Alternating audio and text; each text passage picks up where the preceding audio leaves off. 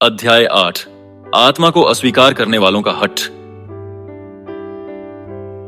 सबसे पहले आइए हम आत्मा को अस्वीकार करने वालों के शब्दों को देखें और फिर आत्मा के विषय में अध्ययन करना जारी रखें। बाइबल में आत्मा शब्द के दो अर्थ हैं। पुराने नियम में आत्मा का अर्थ जीवित का प्राण है और नए नियम में इसका अर्थ अक्षरशः मृतक की आत्मा है। साधारणतः आत्मा का अर्थ मृतक की आत्मा है, परंतु जीवितों भी आत्मा कहा जा सकता है क्योंकि जीवित व्यक्ति के अंदर भी आत्मा मौजूद होती है। परंतु कुछ लोग जो हट करते हैं कि आत्मा नहीं होती, वे आत्मा के विषय की, जिसकी साक्षी नए नियम में यीशु मसीह और प्रेरितों ने दी है, उपेक्षा करते हैं। वे केवल पुराने नियम का अध्ययन करते हैं जो अस्पष्ट चंद्रमा प्रकाश के अधीन लिखा गया था। इसी कारण वे सच्चाई की ओर सही रास्ते पर नहीं पहुंच सकते। चाहे पुराने नियम में आत्मा के बारे में सैकड़ों अभिलेख हों, पर जो सबसे महत्वपूर्ण है वह है आत्मा के स्वामी यीशु के शब्द और यीशु मसीह से सिखाए गए प्रेरितों के शब्द। हमें उनके शब्दों को केंद्र में रखकर अध्ययन करना चाहिए। इस पुस्तक में लगातार आत्मा के विषय के बारे में विस्तृत जानकारी दी गई है, जिसकी यीशु और प्रेरितों ने गवाही दी। कृपया इसे ध्यानपूर्वक पढ़िए। आत्मा को अस्वीकार करने वाले केवल पुराने नियम से कुछ आयतें बतलाते हैं, क्योंकि वे नए नियम में आत्मा से इनकार करने की एक भी आयत नहीं ढूंढ सकते। जो भी हो, यदि हम विस्तार से पुराने नियम की उन आयतों का अध्ययन करें तो वे आयतें भी आत्मा को अस्वीकार नहीं करती।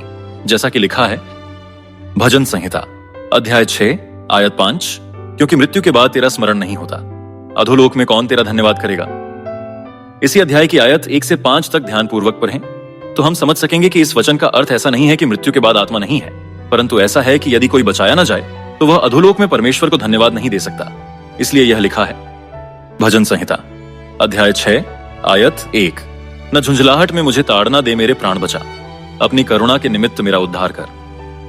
भजन संहिता अध्याय 115 आयत 17, मृतक जितने चुपचाप पड़े हैं वे तो याह की स्तुति नहीं कर सकते। इसी की अगली आयत बताती है भजन संहिता अध्याय 115 आयत 18, परंतु हम लोग याह को अब से लेकर सर्वदा तक धन्य कहते रहेंगे। याह की स्तुति करो। इस वचन के द्वारा हम समझ सकते हैं कि अगर कोई बचाया न जाए तो वह नरक में यहोवा परमेश्वर की स्तुति नहीं कर सकता। और दूसरी आयत कहती है भजन संहिता अध्याय 146 आयत 4, उसका भी प्राण निकलेगा, वह भी मिट्टी में मिल जाएगा, उसी दिन उसकी सब कल्पनाएं नष्ट हो जाएंगी।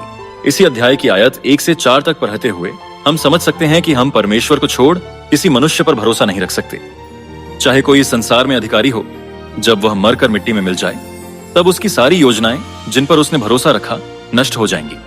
जैसा कि लिखा है भजन संहिता अध्याय 140 आयत 3, तुम प्रधानों पर भरोसा न रखना, न किसी आदमी पर, क्योंकि उसमें उद्धार करने की भी शक्ति नहीं, उसका भी प्राण निकलेगा, वह भी मिट्टी में मिल जाएगा, उसी दिन उसकी सब कल्पनाएं नष्ट हो जाएंगी। और सबोपदेशक में लिखा हुआ है सबोपदेशक अध्याय 9 आयत 5, क्योंकि जीवते तो इतना जानते हैं कि वे मरेंगे, परंतु मरे हुए कुछ भी नहीं जानते और न उनको कुछ और बदला मिल सकता है, क्योंकि उनका स्मरण मिट गया है। सबोपदेशक अध्याय 9 आयत 10, अधोलोक में जहां तू जाने वाला है, न काम, न युक्ति, न ज्ञान और न बुद्धि है। सबोपदेशक अध्याय 3 आयत 19, क्योंकि जैसी मनुष्यों की वैसी ही पशुओं की भी दशा होती है, दोनों की वही दशा होती है, जैसे एक मरता वैसे ही दूसरा भी मरता है। सबों की श्वास एक सी है, सब एक स्थान में जाते हैं, सब मिट्टी से बने हैं और सब मिट्टी में फिर मिल जाते हैं। अक्षरशः ऊपर के सभी वचन ऐसे दिखते हैं कि जब मनुष्य मरता है तो उसकी आत्मा का अस्तित्व नहीं होता और मृत्यु के बाद उसका भाग्य पशु के भाग्य के समान होता है। लेकिन उसी पुस्तक की दूसरी आयत आत्मा के विषय में स्पष्ट साक्षी देती है, जैसा कि लिखा है सबोपदेशक अध्याय 3 आयत 21, क्या मनुष्यों का प्राण ऊपर की ओर चढ़ता है और पशुओं का प्राण नीचे की ओर जाकर मिट्टी में मिल जाता है? ये कौन जानता है? सबोपदेशक अध्याय 12 आयत 7, तब मिट्टी ज्यों की त्यों मिट्टी में मिल जाएगी और आत्मा परमेश्वर के पास जिसने उसे दिया लौट जाएगी। एक ही हाथ से लिखी गई सबोपदेशक की पुस्तक में कोई विरोधाभास नहीं हो सकता। यह इसलिए विरोधाभास लगता है कि शरीर के बारे में शब्द और आत्मा के बारे में शब्द अलग से लिखे गए हैं।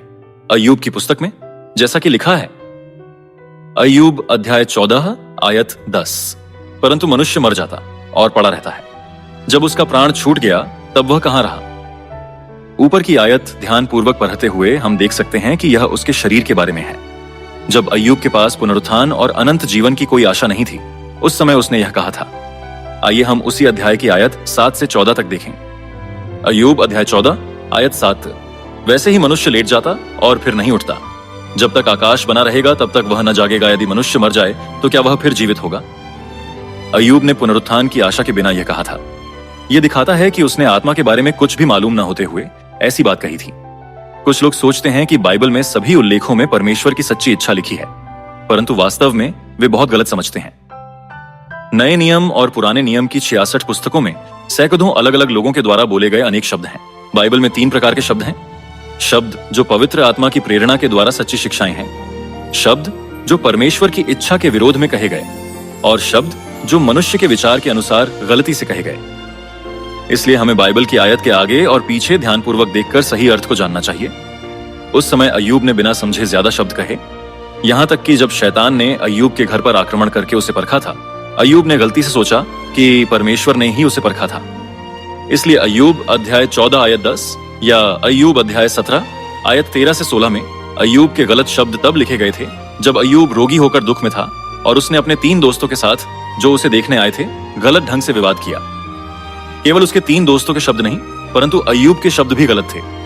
उस समय एलीहू ने पवित्र आत्मा से परमेश्वर के वचन पाकर अय्यूब के शब्दों को गलत प्रमाणित किया। उसने अय्यूब और उसके 3 दोस्तों को भी उनके गलत शब्दों पर डांटा। इससे अय्यूब ने अपनी गलती को स्वीकार किया और परमेश्वर के सम्मुख पश्चाताप किया। इसलिए अय्यूब अध्याय 14 आयत 10 या अय्यूब अध्याय 17 आयत 13 से 16 के शब्द शरीर के बारे में है, न कि आत्मा के बारे में। इनके अलावा बाइबल में मनुष्य के गलत शब्द अधिक हैं, परंतु मैं कागज की सीमा के कारण उन्हें लिखना छोड़ दिया दूंगा और आत्मा के दूसरे विषयों पर अध्ययन जारी रखूंगा।